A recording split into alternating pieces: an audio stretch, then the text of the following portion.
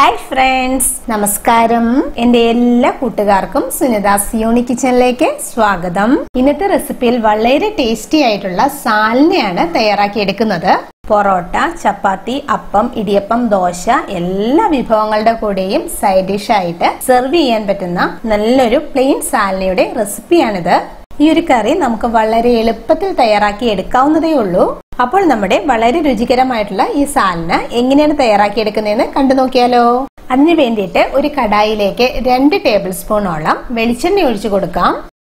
വെളിച്ചെണ്ണ ചൂടായി വന്നപ്പോൾ ഇതിലേക്ക് ഒരു ബേ ലീഫ് ഇട്ട് കൊടുത്തിട്ടുണ്ട്. ഇനി നമുക്ക് ആവശ്യമുള്ളത് ഒരു ചെറിയ കഷ്ണം കറുവാപ്പട്ട, 3 ഏലക്ക, 3 ഗ്രാമ്പു എന്നിവയാണ്. ഇത് ചേർത്ത് കൊടുത്തതിന് ശേഷം ഇളക്കി കൊടുത്ത് ചെറുതായിട്ടൊന്ന് ചൂടാക്കി എടുക്കണം. ഇതിപ്പോൾ ഇവിടെ ചൂടായി വന്നിട്ടുണ്ട്. ഇനി നമുക്കിതിലേക്ക് ചെറുതായിട്ട് അരിഞ്ഞെടുത്ത സവാള ചേർത്ത് കൊടുക്കണം. മീഡിയം സൈസിലുള്ള 2 സവാളയാണ് ചേർത്ത് കൊടുത്തിട്ടുള്ളത്. നമ്മുടെ ഗ്രേവി നല്ല തിക്കായിട്ട് കിട്ടുവാൻ വേണ്ടിയിട്ട് സവാള ഇതുപോലെ ചെറുതായിട്ട് അരിഞ്ഞെടുക്കുന്നതായിരിക്കും കേട്ടോ നല്ലത്. സവാള എളുപ്പത്തിൽ വഴറ്റി കിട്ടുവാൻ വേണ്ടിയിട്ട് അല്പം ഉപ്പും കൂടി ചേർത്ത് കൊടുത്തിട്ടുണ്ട്. ഉപ്പ് ചേർത്ത് കൊടുത്ത് ചെറുതായിട്ടൊന്ന് വഴറ്റിയതിന് ശേഷം നമുക്കിതിലേക്ക് എരിവിന് ആവശ്യത്തിന് വേണ്ട പച്ചമുളക് ചേർത്ത് കൊടുക്കാം. ഞാനിവിടെ 2 പച്ചമുളകാണ് ചേർത്ത് കൊടുത്തിട്ടുള്ളത്.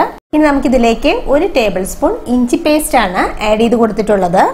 1/2 ടേബിൾ സ്പൂൺ വെളുത്തുള്ളി പേസ്റ്റ് ആഡ് ചെയ്ത് കൊടുക്കാം. ഇനി അല്പം കറിവേപ്പിലയും കൂടി ആഡ് ചെയ്ത് കൊടുത്തിട്ട് എല്ലാം കൂടി നല്ലതുപോലെ ഒന്ന് വഴറ്റിയെടുക്കണം. ഗ്യാസ് ഫ്ലെയിം ഒരു ലോ ടു മീഡിയം ഫ്ലെയിമിൽ വെച്ചിരുന്നാൽ മതിയാകും. സവാള വഴറ്റി ബ്രൗൺ കളർ ആവേണ്ട ആവശ്യമൊന്നുമില്ല. എന്നാൽ സവാള നല്ലതുപോലെ ഒന്ന് വാടി വരണം. നമ്മൾ ചേർത്ത് കൊടുത്തിട്ടുള്ള ഇഞ്ചി വെളുത്തുള്ളി പേസ്റ്റിന്റെ ആ ഒരു പച്ച ടേസ്റ്റ് ഒക്കെ ഒന്ന് മാറി വരണം. അതുവരെ നല്ലതുപോലെ ഒന്ന് വഴറ്റിയെടുക്കണം. ഇപ്പോൾ നമ്മുടെ സവാളയെല്ലാം നല്ലതുപോലെ വാടി വന്നിട്ടുണ്ട്.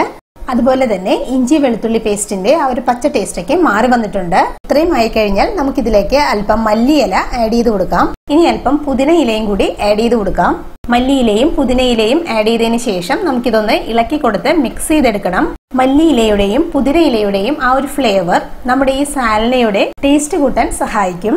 അതുകൊണ്ട് തന്നെ ഇത് രണ്ടും സ്കിപ്പ് ചെയ്യാതെ ആഡ് ചെയ്ത് കൊടുക്കണം കേട്ടോ.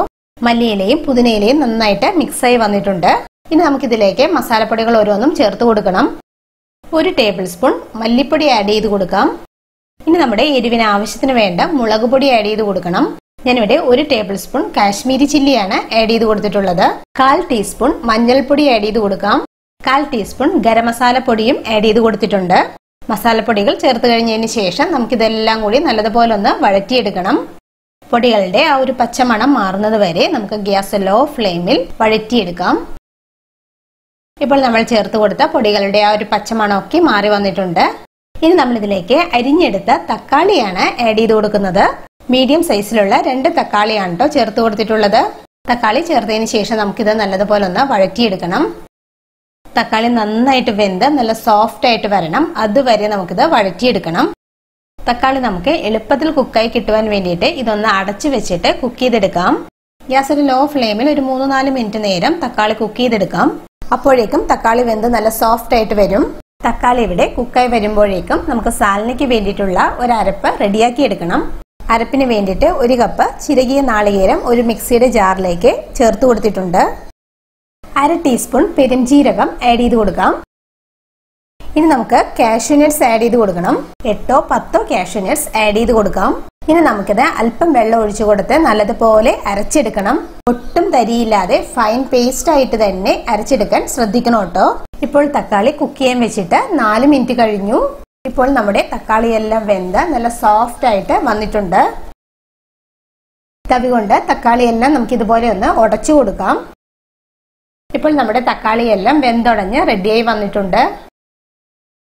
ഈ ഒരു ടൈമിൽ നമ്മൾ റെഡിയാക്കി വെച്ചിരിക്കുന്ന അരപ്പ് ഇതിലേക്ക് ചേർത്ത് കൊടുക്കണം. നമ്മുടെ അരപ്പ് ചേർത്ത് കഴിഞ്ഞതിന് ശേഷം ഇതെല്ലാം കൂടി നല്ലതുപോലെ ഒന്ന് മിക്സ് ചെയ്തെടുക്കണം. ഗ്യാസ് മീഡിയം ഫ്ലെയിമിൽ നന്നായിട്ട് ഇളക്കി കൊടുത്ത് എല്ലാം കൂടി നല്ലതുപോലെ യോജിപ്പിച്ചെടുക്കണം. മിക്സിയുടെ ജാറിലേക്ക് 1/4 കപ്പ് വെള്ളം ഒഴിച്ചു കൊടുത്ത് അതും കൂടി ഈ അരപ്പിലേക്ക് ചേർത്ത് കൊടുത്തിട്ടുണ്ട്. എല്ലാം കൂടി ഒന്നും കൂടി ഇളക്കി യോജിപ്പിച്ചതിന് ശേഷം നമ്മുടെ ഗ്രേവിക്ക് ആവശ്യത്തിന് വേണ്ട വെള്ളം ഒഴിച്ചു കൊടുക്കണം. നമ്മളിവിടെ 2 കപ്പ് ചൂടുവെള്ളമാണ് ഒഴിച്ചു കൊടുത്തിട്ടുള്ളത്. ഗ്രേവിക്ക് ആവശ്യത്തിന് വേണ്ട വെള്ളം ചേർത്തതിന് ശേഷം നമുക്ക് നന്നായിട്ടൊന്ന് മിക്സ് ചെയ്തെടുക്കാം. നമ്മുടെ ആവശ്യത്തിന് വേണ്ട ഉപ്പ് ചേർത്ത് കൊടുക്കാം. ഉപ്പ് ചേർത്ത് നല്ലതുപോലെ മിക്സ് ചെയ്തതിന് ശേഷം നമ്മുടെ ഈ ഗ്രേവി നല്ലതുപോലെ തിളച്ചു വരണം. ഇപ്പോൾ നമ്മുടെ ഈ ഗ്രേവി നന്നായിട്ട് തിളച്ചു വന്നിട്ടുണ്ട്. ഗ്രേവി നല്ലതുപോലെ തിളച്ചു വന്നതിന് ശേഷം നമുക്കിനി ഇത് അടച്ചു വെച്ചിട്ട് ഗ്യാസ് ലോ ഫ്ലെയിമിൽ കുക്ക് ചെയ്തെടുക്കണം. നമ്മുടെ ഈ ഗ്രേവി 10 തുടങ്ങി 15 മിനിറ്റ് വരെ ലോ ഫ്ലെയിമിൽ കുക്ക് ചെയ്തെടുക്കണം. ഈ ഗ്രേവി നമ്മൾ എത്രത്തോളം ടൈം ലോ ഫ്ലെയിമിൽ കുക്ക് ചെയ്തെടുക്കുന്നുവോ അത്രയും ടേസ്റ്റ് കൂടുതലായിരിക്കും നമ്മുടെ സാലനയ്ക്ക് കിട്ടുന്നത്. നമ്മുടെ ഈ ഗ്രേവി കുക്ക് ചെയ്യാൻ വെച്ചിട്ട് ഇപ്പോൾ 15 മിനിറ്റ് കഴിഞ്ഞു.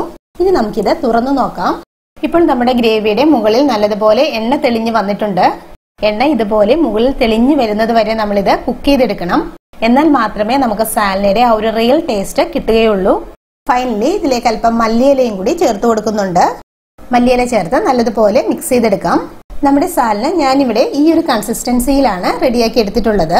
നമ്മുടെ ഈ ഒരു ഗ്രേവി കൂടുതൽ തിക്കായിട്ട് പോകുകയാണെങ്കിൽ ചൂടുവെള്ളം ഒഴിച്ചു കൊടുത്ത് നമുക്ക് ഇഷ്ടമുള്ള കൺസിസ്റ്റൻസിയിൽ റെഡിയാക്കി എടുക്കാവുന്നതാണ് കേട്ടോ. കണ്ടില്ലേ, വളരെ എളുപ്പത്തിൽ നമുക്ക് ഈ രുചികരമായിട്ടുള്ള സാലന തയ്യാറാക്കി എടുക്കാവുന്നതേ ഉള്ളൂ. ഞാനിവിടെ ഗോതമ്പ് പൊറോട്ടയുടെ കൂടെയാണ് ഈ ടേസ്റ്റി ആയിട്ടുള്ള സാലന സെർവ് ചെയ്യുന്നത്. അപ്പോൾ എല്ലാവരും സാലന ഇതുപോലെ ഒന്ന് ട്രൈ ചെയ്ത് നോക്കണം കേട്ടോ. ഉറപ്പായിട്ടും എല്ലാവർക്കും ഇഷ്ടമാകും.